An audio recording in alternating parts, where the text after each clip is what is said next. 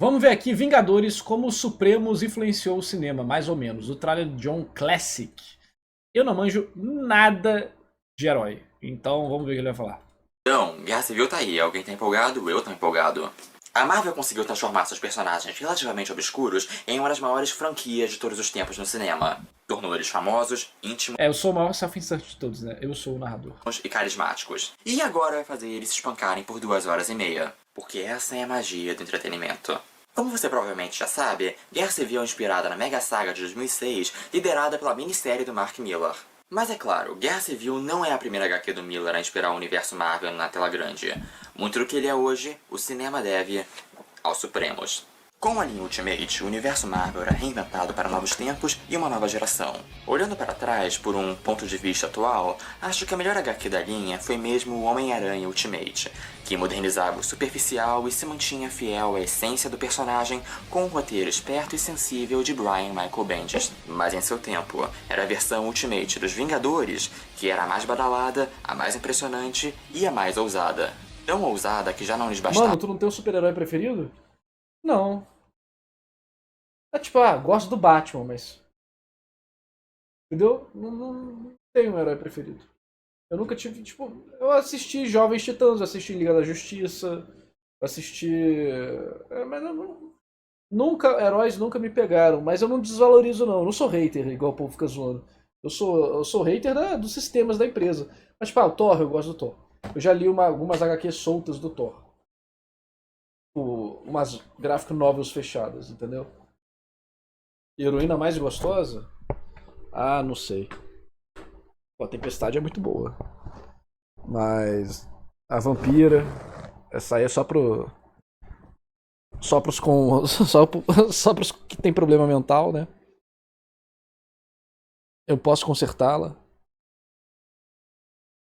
Gosto da Mulher Gavião depois daquele vídeo, não. Nem do Homem Gavião. Nem mesmo ser os Ravena, pô, dos Jovens Titãs. Eu gosto muito dos Jovens Titãs. Vingadores. Eles eram os Supremos. Essa é mais uma HQ que explodiu minha cabeça quando eu tinha 13 anos. 13 anos foi a idade que eu li tudo que explodiu minha cabeça, aparentemente. Em sua versão modernizada, os Vingadores... Eu acho que explodiu a cabeça porque... Pô, 13 anos é o momento de que você tem muito contato com coisas novas, mais maduras, e aí você fica tipo, caralho! Então acho que tudo explodiu sua cabeça com 13 anos porque você tava com 13 anos, pô. Eram mais durões, mais estilosos e também uns filhos da puta completos. Na verdade, eles eram seres humanos absolutamente horríveis. Nossos heróis? O lance é o seguinte, antes de trabalhar nos Supremos, Mark Millar era roteirista da HQ The Authority, continuando o trabalho de Warren Ellis... a gente viu um vídeo sobre isso e tem aqui no react do canal secundário. Junto dos desenhos de Brian Hitch, não por acaso o futuro artista dos Supremos. The Authority é uma equipe de super-heróis da Wildstorm, o selo criado pelo Jim Lee e na época parte da Image Comics. Eles são heróis durões de eficiência máxima... Inclusive, aquela HQ do Super-Homem, da melhor HQ de Super-Homem, que também tem um react aqui no canal, o grupo vilão é inspirado no grupo do The Authority, né? Que era um take, tipo, super violento dos heróis e tal, como eles seriam na vida real, oh yeah! E aí, tipo, e bota a bondade do Super-Homem à prova, né? Que seguem a filosofia de que os fins justificam os meios. É meio que uma continuação de Stormwatch, também do Warren Ellis, onde nossos super-heróis agressivos trabalhavam para o governo e as Nações Unidas. Dá pra entender como rolou. Mark Millar pegou a fórmula de Authority e aplicou nos Vingadores. Fez-se os Supremos.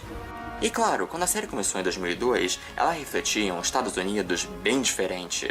Nossos queridos heróis não se tornaram babacas à toa. O 11 de setembro e George W. Bush estavam formando uma América republicana paranoica com um desejo militarista renovado. Então, para resumir, os Supremos é a desconstrução dos Vingadores como uma sátira à era Bush. Mas é claro, para muita gente isso vai passar desapercebido, e vão devorar os Supremos da forma mais literal possível, vibrando de alegria toda vez que os heróis mais mau caráteres de todos salvarem o dia. É algo como o filme Tropas Estelares, que nunca se anuncia abertamente como sátira, mas se visto nas entrelinhas, páginas, você pode observar todo o sarcasmo na caracterização ridícula dos seus supostos heróis. Mas ainda assim fica muito ambíguo. Os Supremos são paródias do que aquela sociedade americana após 11 de setembro esperava dos seus heróis, ou simplesmente são os seus heróis. Eles eventualmente se emancipam do governo no finalzinho do volume 2 da série, mas até aí só depois de basicamente matar todo mundo que se opõe ao imperialismo americano. E o Supremos volume 3 já não é escrito pelo Mark Millar e é um cocô, então quem se importa? A questão que permanece é a seguinte. Eu não conheço nada, então infelizmente eu não posso elaborar muitas coisas, mas o que eu posso dizer é que provavelmente devem ter argumento para todos os lados, né? Tanto de qualidade quanto da intenção. Mas eu não duvido de nada do que ele falou, porque faz muito sentido até com parte da... É mais normal você encontrar artistas que vão aproveitar essas oportunidades para criticar o governo, porque tem que fazer isso mesmo, tem que criticar o governo. Se não é para os Supremos serem os heróis, por que eles parecem tão legais? Porque essa é uma HQ muito cool, que trouxe muito de cinematográfico. É uma das grandes HQs dessa época, chamada de widescreen. E esse movimento dominou as HQs da Marvel nos anos 2000, e os Supremos não é exceção. Com a sua narrativa descomprimida para se arrastar por mais tempo... Ué, aí tá... O motivo de ter sido um sucesso. Usou quadrinização de mangá. Parou de botar 1 trilhão de balões de fala na metade da página, todos os caras de blá blá blá o tempo todo, e usou mais imagens. Uau! Dividir em 13 capítulos. Fãs de HQ me xingando nos comentários em 3, 2, 1. Seguem com o ritmo e estrutura de um blockbuster épico. E esses quadros retangulares, especialmente nos momentos de maior espetáculo, não se parecem com uma tela de cinema por acaso. Já nessa época, se pensa... Mas é diferente, né? Tipo, a quadrinização de mangá é bem diferente disso. Eu tava falando na questão de deixar mais imagens e menos texto, deixar as coisas terem tempo para respirar e se desenvolver. Sabem levar os personagens para o cinema em grande estilo. Tem uma cena onde os personagens até discutem qual seria o elenco perfeito para um filme. Samuel Jackson como Nick Fury? Isso seria foda. Os Supremos era o storyboard perfeito para uma adaptação em filme dos Vingadores para um público do século XXI pós 11 de setembro. Ou será mesmo? Vamos voltar um pouquinho nessa história de desconstrução. Desconstrução é um conceito semiótico relativamente recente. Não, Hunter x Hunter não é desconstrução do shonen. Sem entrar muito em teoria, ela implica em desfazer um conceito até a sua essência, com o intuito de revelar a sua inadequação. Então, no caso dos super-heróis, a desconstrução é feita para mostrar como eles não fariam sentido em um ponto de vista prático. Pensando atualmente, em tempos pós-modernos, é difícil não pensar que, pelo menos na ficção, o termo e a sua prática não se tornaram banalizados. É irônico imaginar uma desconstrução dos heróis da Marvel, porque, de certa forma, eles sempre foram desconstruções, mesmo que numa escala menor. Com uma família disfuncional do Quarteto Fantástico e o problemático Homem-Aranha, os membros dos Vingadores também eram heróis pouco ortodoxos, especialmente quando comparados com os ícones ambulantes do outro lado da concorrência. O homem fora de seu tempo... A Marvel tinha isso, né, mas o... É porque entra naquele debate que já discutiu aqui no canal várias vezes, que é a diferença do herói clássico e do anti-herói verdadeiro, né? Não verdadeiro, mas do anti-herói não satirizado, né? Que hoje em dia anti-herói é só o cara que mata todo mundo e tal. Que é e a diferença, tem várias diferenças, né? Mas as pessoas têm muita dificuldade de compreender, mas que a diferença tá na forma que o heroísmo e o peso do heroísmo muitas vezes é enxergado. Eu comentei muito já sobre isso nos meus vídeos e nos comentários, respondendo, se vocês quiserem, vocês procuram lá. Mas eu acho que dali, por exemplo, o Capitão América acho que é o mais próximo do herói, pelo menos dos que eu conheço aqui, né? Ele é bem próximo do herói clássico, mesmo que ele tenha outras questões. Ele ainda é bem próximo do herói clássico. Concorrência. O homem fora de seu tempo e carregado de culpa. O símbolo do imperialismo capitalista de guerra tentando se reinventar como um herói. O monstro mal entendido lutando eternamente consigo mesmo. Muito diferente do herói apolíneo ideal, como o Superman. E enquanto nem de longe tão radical quanto o que viria no futuro, o que essas primeiras revisões do conceito de super-heróis fizeram foi dar mais tridimensionalidade e humanidade a esses personagens. O que é ótimo. Eles eram mais humanos e mais relacionáveis que nunca. Essa nova onda influenciou a caracterização de todos os super-heróis subsequentes. É por isso que até os personagens da DC não são tão intocáveis como outrora. E é por isso que faz muito sentido os personagens da Marvel como nós vemos hoje no cinema. Eu acho que depende muito de como essas coisas são trabalhadas, né? Primeiro que trabalhar a virtude é mais difícil do que trabalhar falhas. Então é muito mais fácil pegar o super-homem e transformar ele em vilão do que trabalhar as dificuldades da virtude. Até porque poucos artistas atuais vão entender o que é virtude de verdade, vão trabalhar a própria virtude na vida.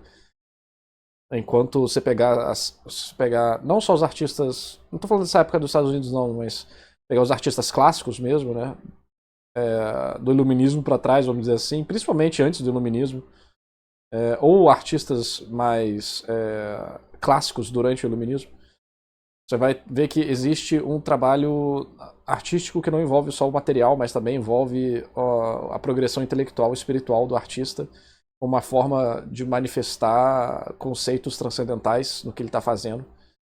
E aí, seja na escrita, ou na pintura, ou na música. E aí você vai encontrar coisas, tipo, na música clássica, tipo Beethoven, Mozart, tipo, ou em esculturas. E eu não acho que hoje em dia é normal ou comum os artistas terem essa noção da virtude, que eu também tô bem longe, tô sendo sincero, não tenho essa capacidade ainda. Mas pelo menos eu tô sempre no caminho, né? Igual eu tô falando, tá lendo aqui nas palavras de Buda, já li o Tao Te Ching todo, tô com Carta Nicômaco, tô com a Odisseia aqui também, várias outras coisas para ler. Diálogo de Epiteto, eu acho também. E para tentar encontrar isso, né? Então, não tô falando que o Super-Homem era bem trabalhado antes, né, no início, mas tô falando que dá pra você pegar o Super-Homem ou qualquer outro herói e trabalhar o herói clássico, né, Apolíneo, igual ele falou, né, que vem de Apolo, é o herói solar, basicamente, e transformar num filme foda, mas provavelmente vai ser um filme muito mais sobre ideais e transcendência do que um filme sobre a Terra está sendo invadida. A Terra vai estar sendo invadida. Mas a mensagem que o filme vai passar vai usar essa invasão puramente como um veículo para chegar na conclusão simbólica dele.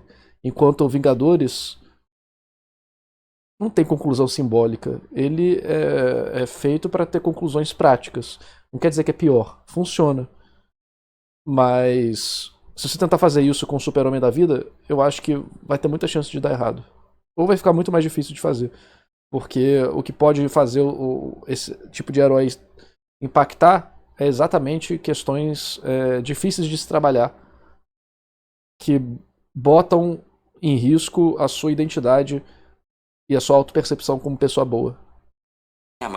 Com toda a sua irreverência e toda... Dance off, bro! Me and you!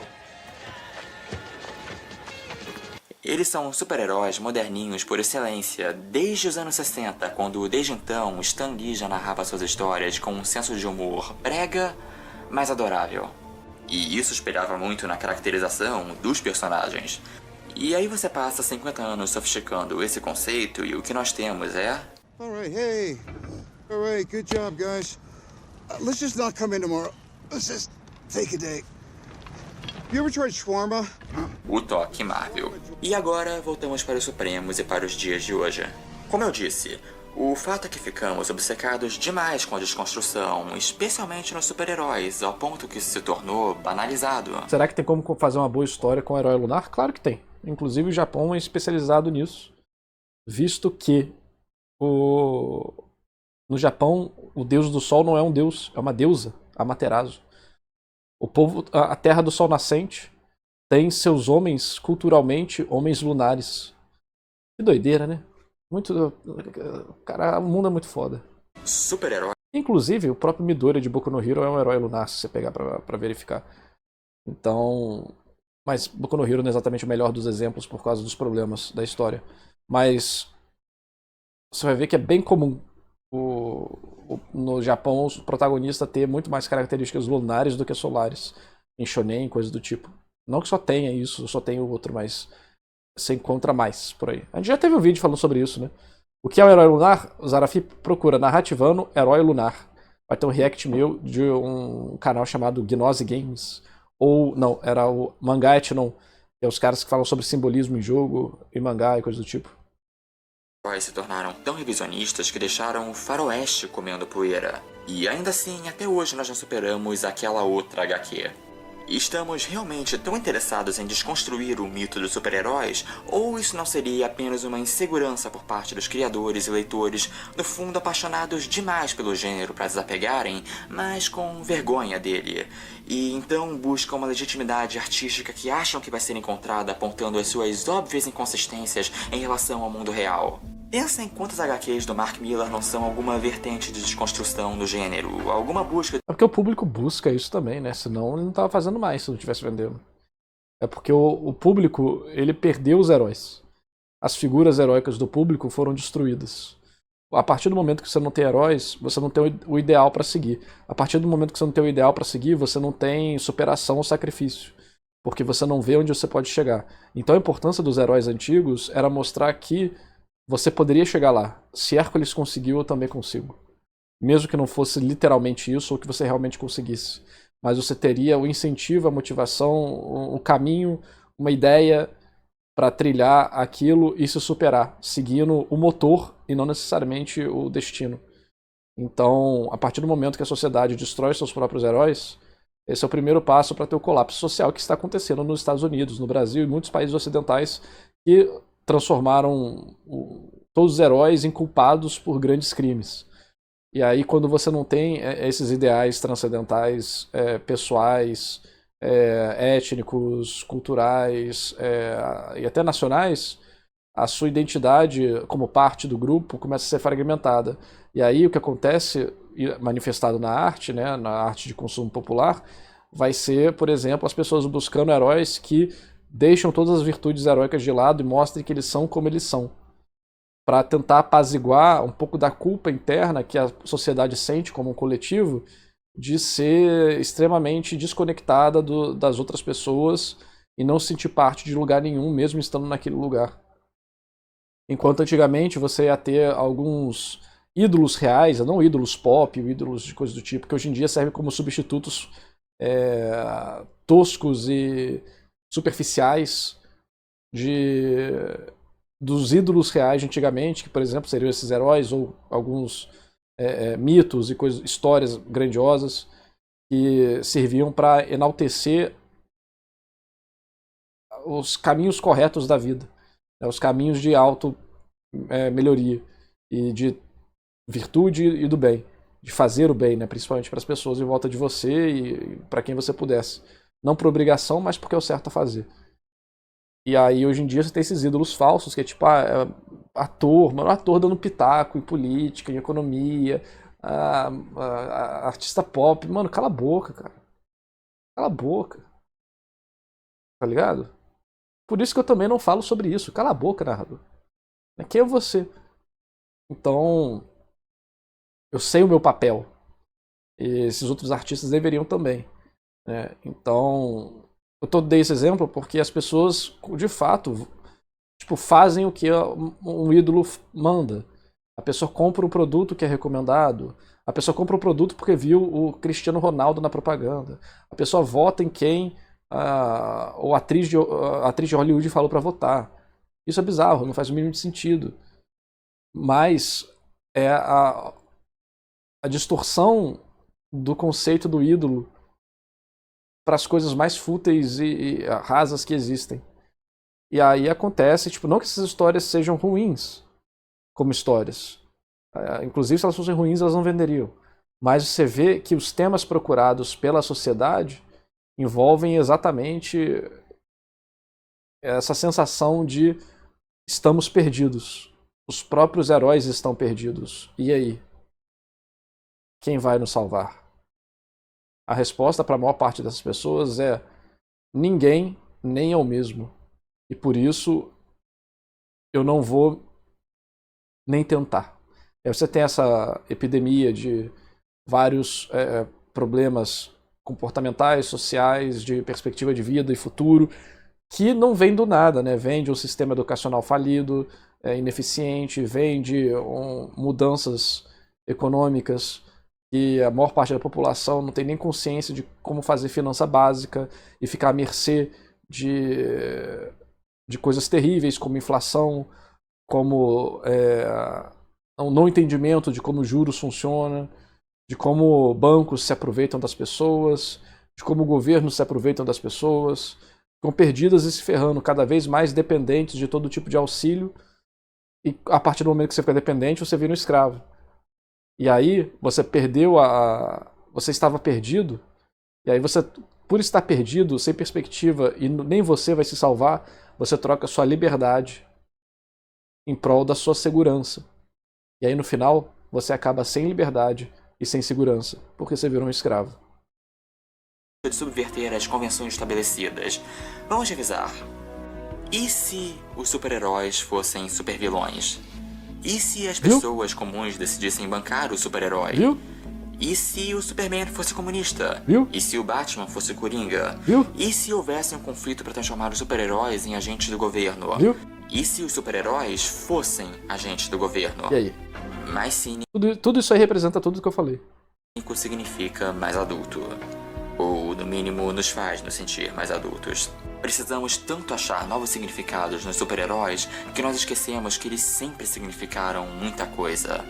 Literalmente, eles carregam significados estampados no peito. E é daí que vem a genialidade do universo cinematográfico da Marvel. O toque Marvel. Porque é discutível se os Supremos devem ser encarados como heróis ou não, mas uma coisa é inegável. Essa é uma HQ cínica. Cínica até a alma. Os Vingadores do cinema, de jeito nenhum. A verdade é que, no fundo, a influência dos Supremos no cinema é mais estética, na atualização dos uniformes ou, em alguns casos, no visual inteiro, e em alguns elementos como a base Triskelion, a família do Gavião Arqueiro e termos como Chitauri. E ainda assim, as cores vibrantes, a diversão, o otimismo, o coração e o espírito são os mesmos aventurescos e pulsantes de Stan Lee e Jack Kirby. Entendam, super-heróis nasceram com uma forma de anti-establishment em uma época onde o indivíduo era mais desvalorizado. E esse é um elemento chave. E assim como os Supremos, os Vingadores do cinema são unidos pela SHIELD uma cena pós-crédito por vez. Mas, diferente dos Supremos, eles não pertencem à SHIELD. E quando confrontado com a decisão do governo de bombardear Nova York para impedir uma ameaça, Nick Fury diz: I recognize the council has made a decision, but given that it's a stupid-ass decision, I've elected to ignore it. E no final, ao invés de manter os Vingadores como agentes do governo, Fury os deixa livres para seguir o seu próprio caminho, confiando que se o mundo precisasse deles de novo, eles estariam presentes não por obrigação ao Estado, mas pelo mais puro altruísmo. E assim, os filmes da Marvel desmantelam o que o Grant Morrison chama de o complexo de entretenimento militar. Algo que ele critica como um reflexo dos Estados Unidos pós-11 de setembro e que invadiu a caracterização dos super-heróis mais claramente em revistas como o Authority e os Supremos. Ele acredita que isso desvirtua a função principal dos super-heróis, como nesse trecho onde ele descreve o impacto do Superman em sua infância no meio da Guerra Fria. Antes de ser uma bomba, a bomba era uma ideia. Superman, no entanto, era uma ideia mais veloz, mais forte e melhor. Não é que eu precisasse que o Superman fosse real, eu só precisava que ele fosse mais real que a ideia da bomba que assolava os meus sonhos. Eu não precisava me preocupar. Superman é um produto tão incansável da imaginação humana, um emblema tão perfeito do que há de melhor, gentil, sábio e robusto em nós, que a minha ideia da bomba não tinha defesa contra ele. Com o Superman e os outros super-heróis, seres humanos modernos haviam criado ideias que eram invulneráveis a toda dor e imunes à desconstrução. Volte 2200 anos pra Grécia. Tá lá, desde sempre.